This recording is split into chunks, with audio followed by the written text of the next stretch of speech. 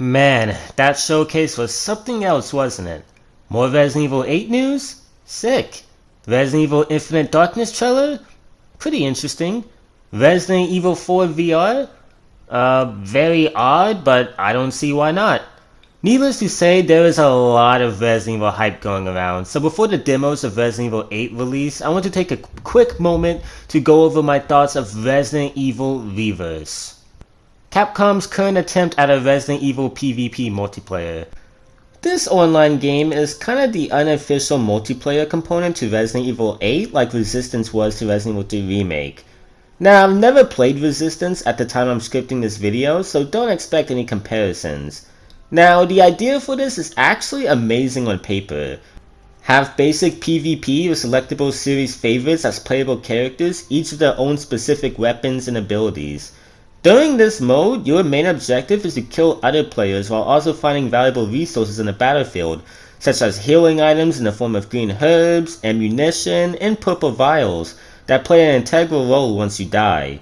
When you die, you will transform into a BOW. Depending on how many vials you have collected, your BOW will be a much more powerful and iconic monster, such as Mr. X and Nemesis. Now, I played about 10 or 11 matches to form a concrete opinion on this mode, and I have a lot of positives as well as negatives.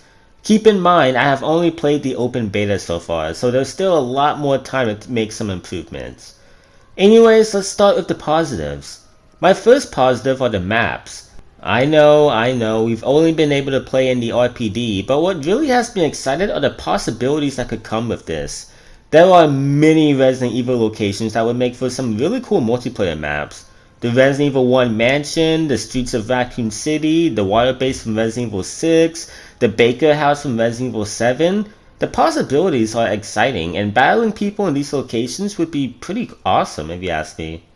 Another thing I like is the effort that went into making each character play differently. They could have been lazy and make each of the human characters be nothing but different skins, but no. They have their own weapons and special abilities, which I really appreciate. And this actually surprised me, but the balancing when it comes to humans fighting BOWs is actually done pretty well. You have an obvious advantage once you're a BOW, especially if you're a really big one, but if a human player makes the right maneuvers and utilizes their special abilities, they can win against them no problem. While the higher up BOWs have a one-hit kill ability, most of these can very well be easily dodged, or you can just keep your distance and play smart to avoid them.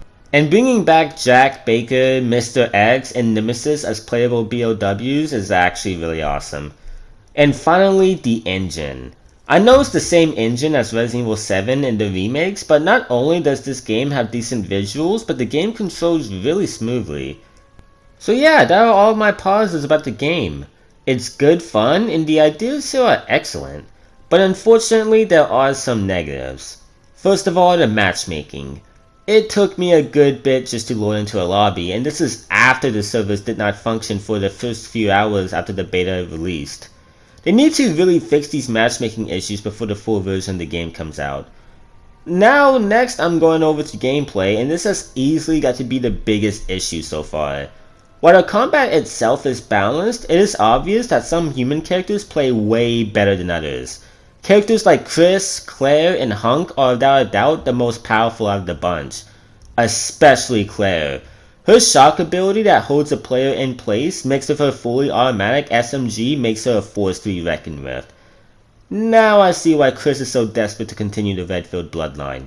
Look, I really need you to fuck my sister. And while we're on the issue, characters like Ada play like absolute garbage. Her crossbow is a joke and her special abilities do not make up for it. The fun of having different characters with different abilities is experimenting with them and switching around. But having 3 characters play better than the rest makes that whole concept unappealing. Another slight nitpick I have is the stuns. Being stunned is an instant death sentence in this game. Whether it's due to a special ability or a BOW or both, once you're stunned for a millisecond, the powerful guns of the humans and abilities of the BOWs mixed with your low health is an instant loss, unless your opponent has no clue what they're doing. And my final issue is how short the matches are. I'll usually finally start getting invested in a match until I see it has 1 minute left. Spending all of that time in matchmaking just to play a match for only 4 minutes is just unsatisfying, and we could definitely do with a larger timer. And with that, those are all of my thoughts about Reverse so far. Like I said, I don't have super passionate thoughts about it. All it is a fun bonus that comes with Resident Evil 8. And PvP games aren't my forte to begin with. But you know what? This wasn't a bad attempt for a Resident Evil multiplayer component. It's basic but fun. I'll be sure to play a couple of matches here and there once Resident Evil 8 releases. Speaking of which, I'll definitely make a video summarizing my thoughts and expectations of this highly anticipated sequel before it releases. But as for Reverse, none of the issues I had were game breaking, and I'm sure with some minor polishes, this could turn out to be a really fun game. I'm kinda looking forward to what it has in store. Anyways, I will see you guys in the next video. Peace out.